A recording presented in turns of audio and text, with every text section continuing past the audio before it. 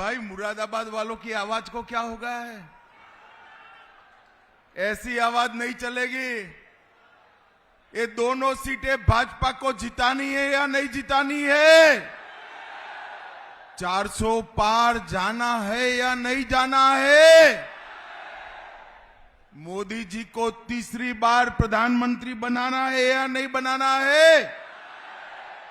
तो मेरे साथ दोनों हाथ उठाइए, अंत तक तीनों पंडालों में हाथ उठाइए जरा। विजय के संकल्प की मुट्ठी बींचिए और प्रचंड आवाज से बोलिए, भारत माता की जय श्री राम, जय जय श्री राम।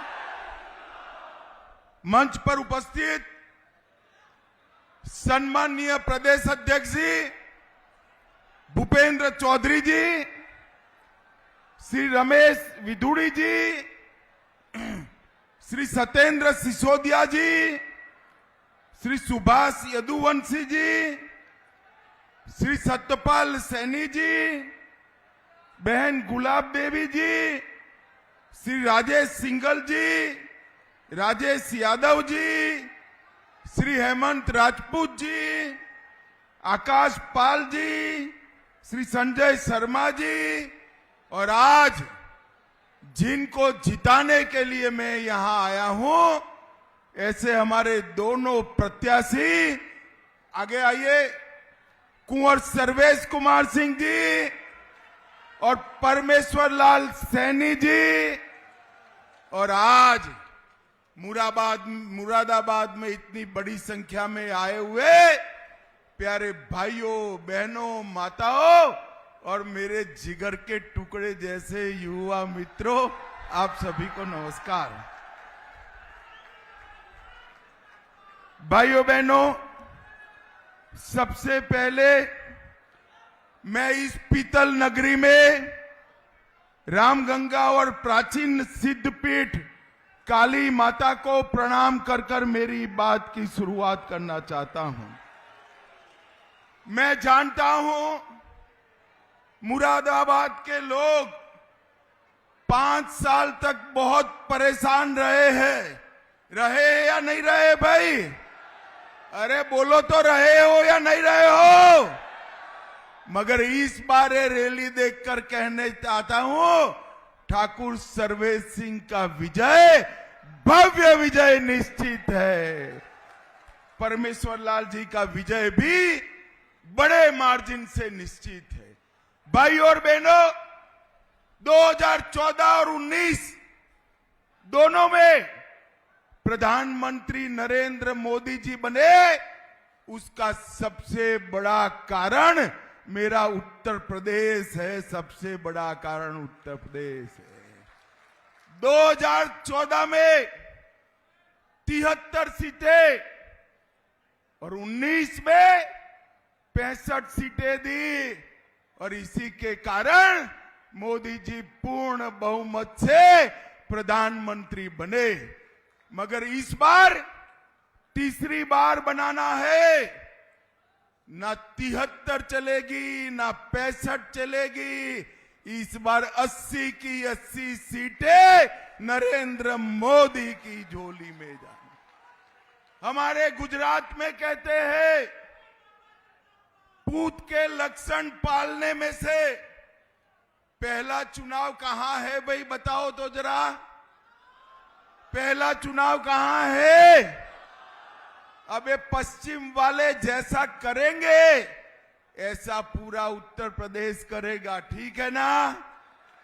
तो पश्चिम वालों ने बरोबर आगे बढ़ना है क्या? जरा जोर से बोलो, बढ़ना है क्या? मित्रों, आने वाले दिनों में एक एक घर से एक एक युवा, एक एक माता बहन भाई, किसान, दलित, मजदूर, पिछड़ा, सभी निकलकर कमल के निशान पर बटन दबाने का ये चुनाव है।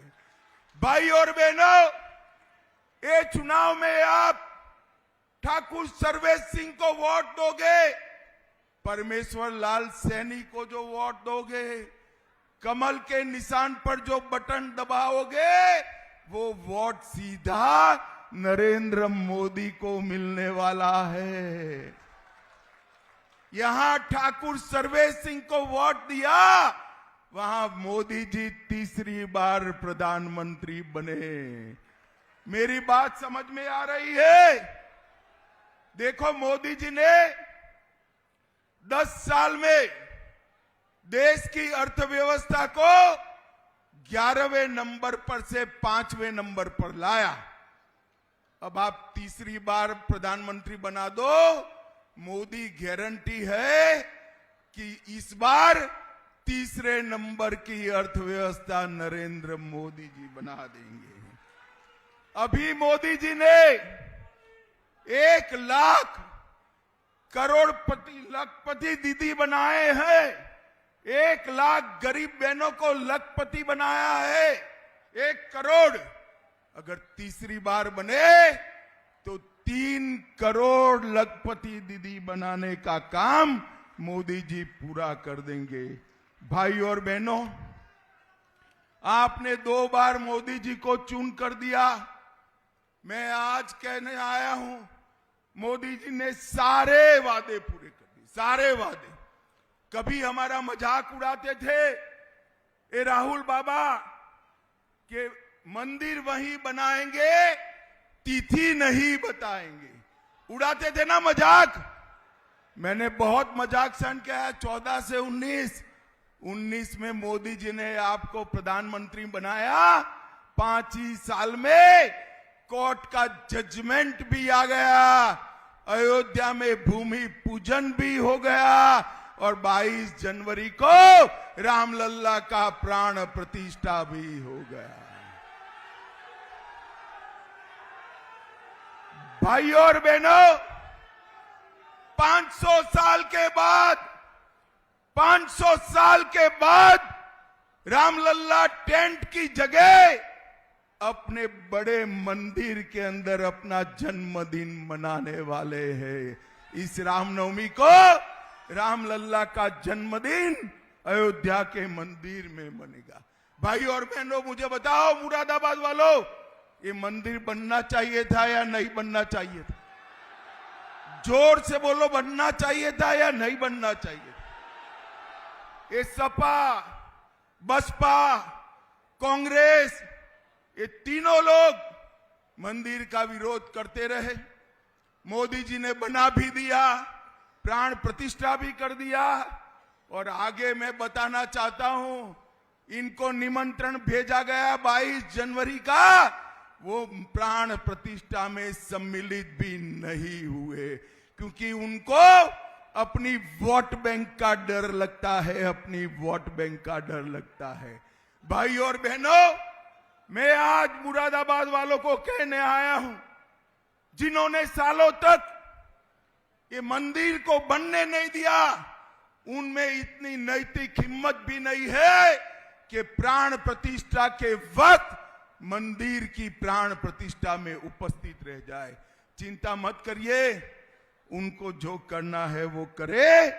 भारतीय जनता पार्टी की सरकार है, नरेंद्र मोदी प्रधानमंत्री है। सिर्फ राम मंदिर नहीं, बाबा विश्वनाथ का दरबार भी सजाया, महाकाल लोक भी बना, बद्री धाम, केदार धाम पुनर्जीवित हुए और सोमनाथ का मंदिर भी सोना का बनाने का काम अभी चल रहा है। 5 साल में, ये 10 साल में मोदी जी ने हमारे सभी सांस्कृतिक मान बिंदुओं की रक्षा करने का काम किया है। भाई और बहनों, मुरादाबाद वालों, मुझे बताओ कि कश्मीर जो है हमारा है या नहीं है? अंत तक बोलो, जरा जोर से बोलो, है या नहीं है? एक कांग्रेस के खड़गे जी कहते हैं राजस्थान उत्तर प्रदेश वालों का कश्मीर से क्या लेन देन है? खड़गे साहब, आपको मालूम नहीं है, मुरादाबाद का बच्चा बच्चा कश्मीर के लिए अपनी जान देने के लिए तैयार। भाई और बहनों, मुझे बताओ, ये धारा 370 हटनी चाहिए थी या नहीं हटनी चाहिए थी? जोर से बोलो, हटनी चाहिए थी या नहीं हटनी चाहिए थी? 70 साल तक ये कांग्रेस पार्टी धारा 370 को अनौरस बच्चे की तरह अपनी गोदी में खिलाती रही। आपने मोदी जी को दूसरी बार प्रधानमंत्री बनाया। मोदी जी ने 5 अगस्त 2019 को धारा 370 को समाप्त कर दिया। और ये जहां कश्मीर शान से अपना तिरंगा वहां लहरा रहा है, मोदी जी के नेतृत्व में कश्मीर हमेशा के लिए भारत के साथ जुड़ गया है। भाई और बहनों, मोदी जी ने इस 10 साल के अंदर इस देश से आतंकवाद और नक्सलवाद को समाप्त करने का, आपको याद होगा 10 साल तक कांग्रेस पार्टी की सरकार थी। पाकिस्तान से हर रोज आलिया, मालिया, जमालिया आते थे और बम धमाके कर चले जाते थे। किसी के माथे पर जू नहीं रहेंगी। मोदी जी आए, उन्होंने फिर से गलती करी, उरी और पुलवामा में धमाका किया, मगर वो भूल गए कि मनमोहन सिंह की सरकार नहीं है, नरेंद्र मोदी की सरकार है। नरेंद्र मोदी की 10 ही दिन में सर्जिकल स्ट्राइक और एयर स्ट्राइक कर पाकिस्तान के घर में घुसकर आतंकवादियों का सफाया करने का काम नरेंद्र मोदी जी ने किया। भाई और बहनों, मोदी जी ने देश को सुरक्षित किया है। मोदी जी ने देश को समृद्ध किया है। मोदी जी ने गरीबों का कल्याण करने का काम करा है। देश के अंदर 80 करोड़ से ज्यादा गरीबों को हर महीना प्रति व्यक्ति प्रति माह 5 किलो अनाज मुफ्त देने का काम नरेंद्र मोदी जी कर रहे हैं। 12 करोड़ शौचालय बनाने का काम नरेंद्र मोदी जी ने किया है। 4 करोड़ से ज्यादा लोगों को अपना घर देने का काम नरेंद्र मोदी जी ने किया है। 10 करोड़ से ज्यादा माताओं को उज्ज्वला का गैस देने का काम नरेंद्र मोदी ने किया है और 14 करोड़ लोगों को गैस का सिलेंडर देने का काम भी नरेंद्र मोदी जी ने किया है। भाई और बहनों, मोदी जी ने उत्तर प्रदेश के लिए भी बहुत किया है। ये पश्चिमी उत्तर प्रदेश में मैं 2013 में आया था। हमारे भूपेंद्र भाई उस वक्त क्षेत्रीय अध्यक्ष थे। यहां पर डर, दंगे, गौ तस्करी और गुंडों का राज चलता था। आपने समाजवादी पार्टी को हटाया और यहां पर डर, गुंडे, गौ तस्करी की जगह 1 डिस्ट्रिक्ट 1 प्रोडक्ट का काम चालू हुआ और विकास आगे बढ़ा। ये उत्तर प्रदेश से हिंदू पलायन कर रहा था, पश्चिमी यूपी से केरला से पलायन कर रहा था। आज देखिए, आपने सपा को हटाया, हिंदुओं की जगह गुंडे पलायन कर रहे हैं, गुंडे पलायन कर रहे हैं। योगी आदित्यनाथ जी ने इस 7 साल के अंदर पूरे उत्तर प्रदेश की कानून और व्यवस्था को चौक चौबंद करने का काम योगी जी ने किया है। उत्तर प्रदेश को सुरक्षित किया है। यहां से पलायन खत्म हो गया, माफिया राज खत्म हो गया, गौ तस्करी खत्म हो गई और मोदी जी ने 4 एयरपोर्ट देने का काम उत्तर प्रदेश में किया। 6 एक्सप्रेसवे दिए और 6 बन रहे हैं। 12 एक्सप्रेसवे दिए। 80 लाख ग्रामीण घरों में बिजली पहुंचाने का काम नरेंद्र मोदी जी ने किया। 3 करोड़ 40 लाख गरीबों का 5 लाख तक का सारा इलाज करने का काम किया। 2,35,00,000 शौचालय 10 साल में बने और 14 करोड़ लाभार्थियों को मुफ्त अनाज देने का काम नरेंद्र मोदी जी ने किया। मोदी जी ने उत्तर प्रदेश को आगे बढ़ाने का काम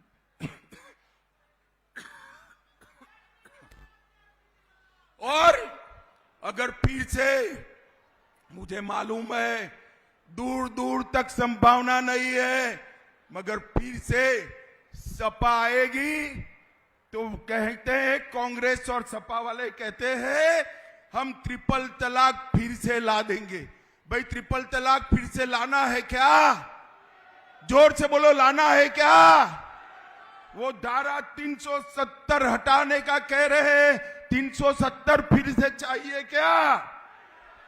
वो जातियों में उत्तर प्रदेश को फिर से बांटेंगे, उत्तर प्रदेश को जातियों में टुकड़ा टुकड़ा करने का काम करेंगे।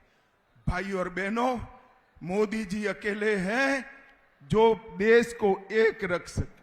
मोदी जी ने 4 जातियों में पूरे देश को बांटा है। महिला, युवा, किसान और गरीब, 4 ही जातियों में पूरे देश को बांटकर सबका विकास करने का काम किया है। एक गन्ना के प्रदेश के अंदर गन्ने के लिए भी मोदी जी ने ढेर सारा काम करा है।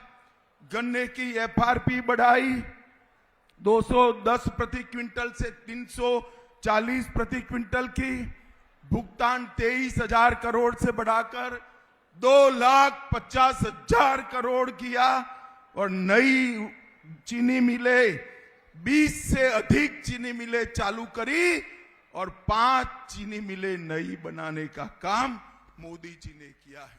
भाई और बहनों, यहां ज्यादा समय बिगाड़ने की, आपका ज्यादा समय बिगाड़ने की जरूरत नहीं है। मुझे मालूम है यहां पर कमल खिलने वाला है, मगर मैं आपको एक बात पूछने आया हूं। सर्वेश ठाकुर को 2 लाख से ज्यादा वोट से जिताना है, तो क्या इतने पंडाल में जो 30-40 हजार लोग हैं 2 लाख से ज्यादा वोट से जीत जाएंगे क्या? अरे यार नहीं जीतते, मैं भी बनिया हूं, हिसाब जानता हूं यार। नहीं जीतते भाई, नहीं जीतते। बोलो, मैं एक आइडिया बताऊं आपको, एक आइडिया बताऊं? करोगे तो बताओ, करोगे?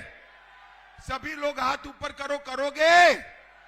पक्का करोगे? मेरी सभा समाप्त होने के बाद हर एक व्यक्ति ने 50-50 फोन उत्तर प्रदेश में करने हैं कि कमल के फूल पर बटन दबाकर मोदी जी को तीसरी बार प्रधानमंत्री बनाना है। कर सकेंगे? 50-50 फोन करना है। देखिए, माँ को, बाप को, भाई को, भाभी को, बुआ को, फूफा को, मामा को, मामी को, बहन को, बहनों को 50 फोन करने हैं। करेंगे? पक्का करेंगे? हमारे आगे आओ भाई, दोनों लोग आगे आओ। परमेश्वर लाल जी और सर्वेश ठाकुर को जिताएंगे, मोदी जी को तीसरी बार प्रधानमंत्री बनाएंगे, 400 पार कराएंगे। तो मेरे साथ दोनों हाथ उठाइए, उठाइए दोनों हाथ, मुट्ठी बींचिए और प्रचंड आवाज से बोलिए, भारत माता की, भारत माता की, वंदे वंदे, जय श्री राम, श्री राम, जय जय श्री राम, जय जय श्री राम। बहुत बहुत आभार माननीय भारत सरकार के गृह मंत्री जी के लिए, जो ऊर्जा का संचार दोनों लोकसभा की जनता जनार्दन के सामने आपने प्रस्तुत किया है, उसके लिए सभी की ओर